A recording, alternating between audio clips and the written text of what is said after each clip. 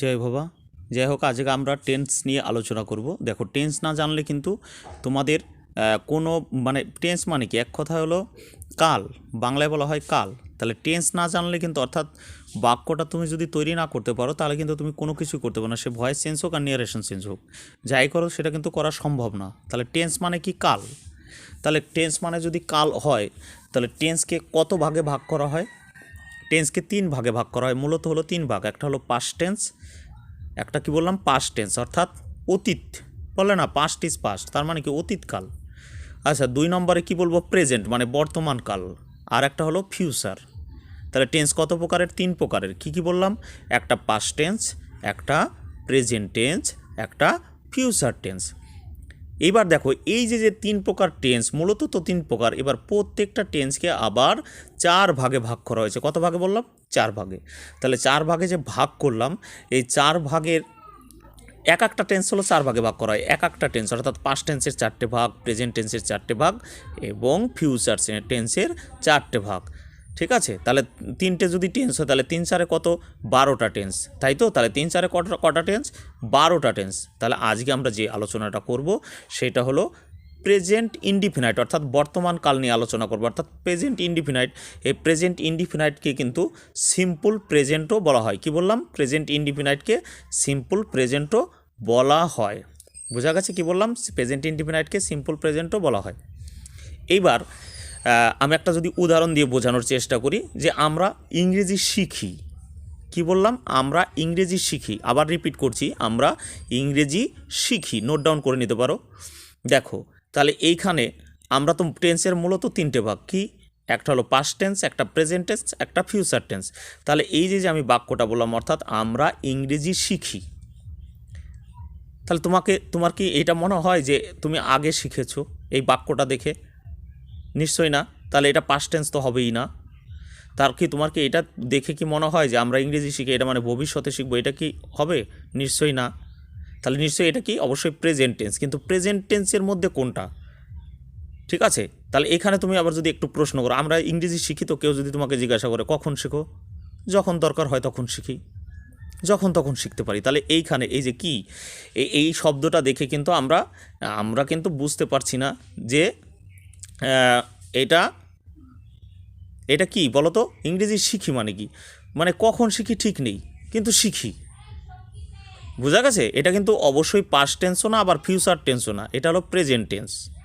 তাহলে present tense, তুমি যদি এটাকে প্রশ্ন করো যে তুমি কখন শেখো, কেউ যদি প্রশ্ন করে, তাহলে যখন তখন শিখি, আমার যখন ইচ্ছা তখন শিখি, এইরকম যদি বোঝায়, তখন তাহলে তুমি কি বলবা? সেটাকে বলবে অবশ্যই প্রেজেন্ট ইনডিফিনাইট। বোঝাতে পারলাম? যদি না বুঝো অবশ্যই আমাকে ফোন করে জানাবে, আমি আরেকটু ভালো করে বলে দেবো। তাহলে এইখানে এটা হলো প্রেজেন্ট ইনডিফিনাইট। এবার এটার একটা স্ট্রাকচার আছে, মানে গঠন প্রক্রিয়া আছে। সেটা কি? একটু নোট ডাউন করে নেবে। প্রথমে হলো সাবজেক্ট। কি বললাম? প্রথমে সাবজেক্ট, তারপরে হলো ভার্ব, মানে ক্রিয়া যেটাকে বলা হয়, সাবজেক্ট প্লাস ভার্ব। এবার ভার্বের শেষে কখনো এস বা ইএস যুক্ত হয়, পরে আমি আলোচনা করছি। ভার্বের সাথে কখনো কখনো এস বা ইএস যুক্ত হয়, তাহলে প্লাস কি? অবজেক্ট। তাহলে আবার ওই স্ট্রাকচারটা বলছি, subject plus verb plus object. এবার ভার্বের সাথে কখনো কখনো এস বা ইএস যুক্ত হয়। এবার বলি এস বা ইএস কখন যুক্ত হয়? মনে রাখবে, যখন কর্তা অর্থাৎ যে কাজটা করছে সে যদি থার্ড পারসন সিঙ্গুলার নাম্বার হয়, তবেই কিন্তু এস বা ইএস যুক্ত হয়। বোঝা গেছে?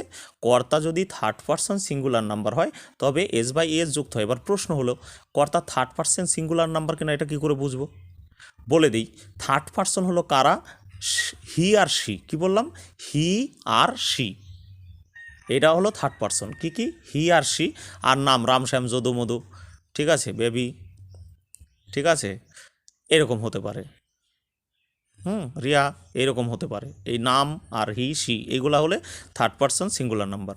ঠিক আছে? তাহলে থার্ড পারসন সিঙ্গুলার নাম্বার হলে ভার্বের সাথে এস বা এস যুক্ত হয়। তাহলে আমার প্রথম প্রশ্নটা কী ছিল? ইংরেজি মানে আমরা বা আমরা ইংরেজি শিখি। আমরা ইংরেজি শিখি কখন শেখো? মানে যখন তখন শিখি। তাহলে কি আমরা ইংরেজি শিখি? তাহলে আমি যে ফর্মটা বলেছিলাম, যে এটা নোট ডাউন করেছিলে, মানে স্ট্রাকচারটা, অর্থাৎ সাবজেক্ট প্লাস ভার্ব প্লাস কি? অবজেক্ট। তাহলে আমরা ইংরেজি কি? উই।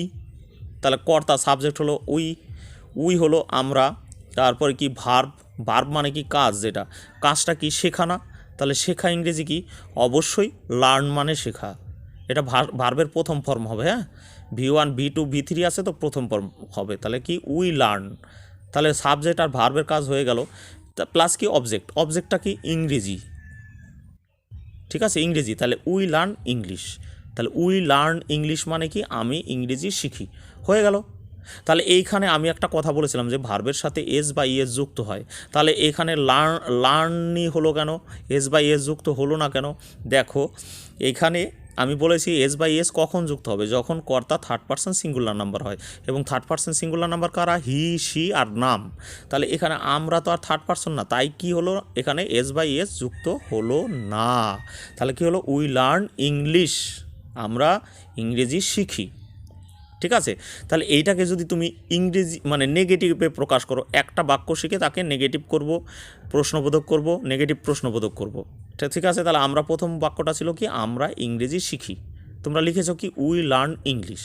তাহলে এটাকে যদি নেগেটিভ করি আমরা ইংরেজি শিখি না, কি বললাম, আমরা ইংরেজি শিখি না। তাহলে দেখো আগের বাক্য আর এই বাক্যটার মধ্যে পার্থক্য কি, শুধু একটা না, আমরা ইংরেজি শিখি না। তাহলে এই ক্ষেত্রে বাক্যটা কি হবে, দেখো এখানে বলে দিই, যখন না প্রকাশ করা হবে তখন আমরা জানি নো মানে না বা নট মানে না, কিন্তু প্রেজেন্ট ইনডিফিনাইট টেন্সে তোমাকে ব্যবহার করতে হবে ডু নট, না হলে ডাজ নট। কি বললাম, ডু নট এবং ডাজ নট, এই দুটোর একটা তোমাকে ব্যবহার করতে হবে, কিসের জন্য, ওই নাটার জন্য, বোঝা গেছে, ডু নট না হলে ডাজ নট। তাহলে এখন হলো ডু নট বা ডাজ নট কোথায় ব্যবহার করব, মানে কার ক্ষেত্রে ডু নট ব্যবহার করব আর কার ক্ষেত্রে ডাজ নট ব্যবহার করব।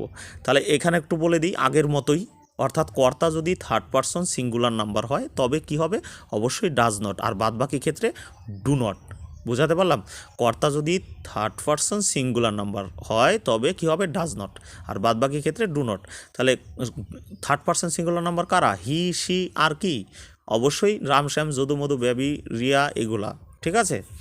তাহলে এখন তাহলে আমি এটাকে ইংরেজি করি, আমরা ইংরেজি শিখি না, তাহলে কি হবে, এখানে কর্তাকে আমরা মানে উই, আচ্ছা এটা কি থার্ড পারসন সিঙ্গুলার নাম্বার, এটা কি থার্ড পারসন সিঙ্গুলার নাম্বার, তাহলে এটা থার্ড পারসন সিঙ্গুলার নাম্বার না, এটা কি, তাহলে এইটা হলো তোমার হলো কি অবশ্যই থার্ড পারসন সিঙ্গুলার নাম্বার না, থার্ড পারসন সিঙ্গুলার নাম্বার যখন না হবে তখন কি হবে, ডু নট না ডাজ নট, আরে ডাজ নট তো হবে হি বা সি এর ক্ষেত্রে, বা রামশ্যাম যদু মধু এটা এরকম থাকলে, তাহলে এখানে হবে কি অবশ্যই ডু নট। তাহলে কি হবে, we do not learn English, বোঝা গেল কি হলো, we do not learn English, হয়ে গেল, বোঝা গেছে। তাহলে এইখানে যদি এইটাকে যদি তুমি আবার প্রশ্নবোধক করো, প্রশ্নবোধক বাংলাটা কি হবে, তাহলে আমরা কি ইংরেজি শিখি, আমরা কি ইংরেজি শিখি। তাহলে এইখানে দেখো এই যে আগেরটা করলে we do not learn English, তাই তো, আমরা ইংরেজি শিখি না।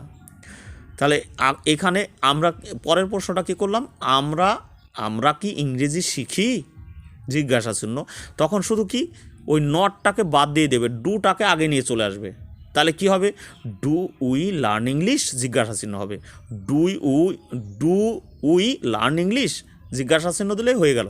তাহলে কি আমরা কি ইংরেজি শিখি, তাহলে ডু উই লার্ন ইংলিশ। তাহলে এইখানে বোঝা গেল। তাহলে এরপরে যদি আমরা বলি যে আমরা কি ইংরেজি শিখি না, কি বললাম, আমরা কি ইংরেজি শিখি না, তাহলে তুমি কি করবে, অবশ্যই ডু নট যেটা আছে ওই ডু নটটাকে আগে দিয়ে দেবে, অর্থাৎ do not we learn English জিজ্ঞাসা চিহ্ন, do not we learn English জিজ্ঞাসা চিহ্ন। তাহলে এখন এরকম যদি আমরা নিজেরা তৈরি করি, তাহলে তোমরা যদি একটু প্র্যাকটিস করো যে আমি ভাত খাই, দেখো এইটা মানে কি, এটা কি পাস্ট টেন্স, অবশ্যই না পাস্ট টেন্স। আবার কি ফিউচার টেন্স, না অবশ্যই ফিউচার টেন্স না। আমি ভাত খাই মানে কি, আমি ভাত খাচ্ছি এরকম তো বোঝাচ্ছে না। আমি ভাত খাই মানে কি, অবশ্যই প্রেজেন্ট টেন্স। কিন্তু কখন খাও যদি প্রশ্ন করি যে কখন খাও, যখন তখন খাই, তাহলে কি হবে, আমি ভাত খাই, তাহলে এটা কি প্রেজেন্ট ইনডিফিনাইট। তাহলে স্ট্রাকচার অনুযায়ী আমি লিখি আমি ভাত খাই, তাহলে কর্তাকে অর্থাৎ সাবজেক্টকে আই, আমি, ঠিক আছে। তারপরে কি খায় মানে ভার্ব হবে, ভার্ব মানে ক্রিয়া কোনটা, খাওয়া, তাহলে খাওয়া ইংরেজি কি ইট, আই ইট কি, তারপর কি ভাত মানে কি rice, I eat rice, I eat rice, ঠিক আছে। এখানে এস বাই এস যুক্ত হলো না কেন, আই ইটস হলো না কেন, কারণ এখানে কর্তা হলো ফার্স্ট পার্সন, অর্থাৎ থার্ড পার্সন হলে এস বাই এস যুক্ত হবে। অর্থাৎ এখানে যদি হতো সে ভাত খায়, তাহলে কিন্তু হতো হি ইটস রাইস, ইটস হতো, কারণ কি হি বা সি হলে তোমার ভার্বের সাথে এস বাই এস যোগ হবে। ক্লিয়ার, বোঝাতে পারলাম। তাহলে আমি ভাত খাই মানে কি আই ইট রাইস। তাহলে এখানে যদি আমি নেগেটিভ করি, অর্থাৎ আমি ভাত খাই না, তাহলে এখানে কি হবে, নালে ডু নট হবে, নালে ডাজ নট হবে। তাহলে বলো কোনটা হবে? অবশ্যই কর্তা থার্ড পার্সন সিঙ্গুলার নাম্বার না, এটা কি হি বা সি কি না, আমি ভাত খাই না, তার মানে I do not eat rice, I do not eat rice. এটাকে যদি তুমি প্রশ্নবোধক করো আমি কি ভাত খাই, তাহলে নটটাকে বাদ রাখো, নট মানে তো না হয়ে যাবে, অর্থাৎ ডু আই ইট রাইস, জিজ্ঞাসা চিহ্ন, ডু আই ইট রাইস। এবার যদি তোমাকে প্রশ্ন করা হয়, মানে এবার যদি নেগেটিভ ইন্টারগেটিভ করো, অর্থাৎ আমি কি ভাত খাই না, তাহলে কি হবে, ডু নটটা আগে চলে আসবে, do not I eat rice.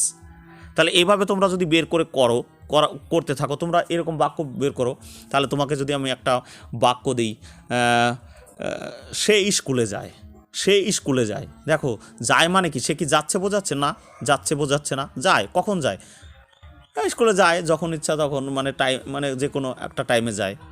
তাহলে এটা কিন্তু প্রেজেন্ট ইনডিফিনাইট, অবশ্যই প্রেজেন্ট ইনডিফিনাইট। তাহলে এটা তুমি ট্রান্সলেট করবে, সে স্কুলে যায় এটা ট্রান্সলেট করবে, তারপরে কি করবে, তাকে নেগেটিভ করবে, তারপরে কি হবে, ইন্টারগেটিভ করবে, তারপরে ইন্টারগেটিভ নেগেটিভ করবে। বোঝাতে পারলাম? ধন্যবাদ আজকের ক্লাসের জন্য, থ্যাংক ইউ। আশা করি সবাই বুঝতে পেরেছো।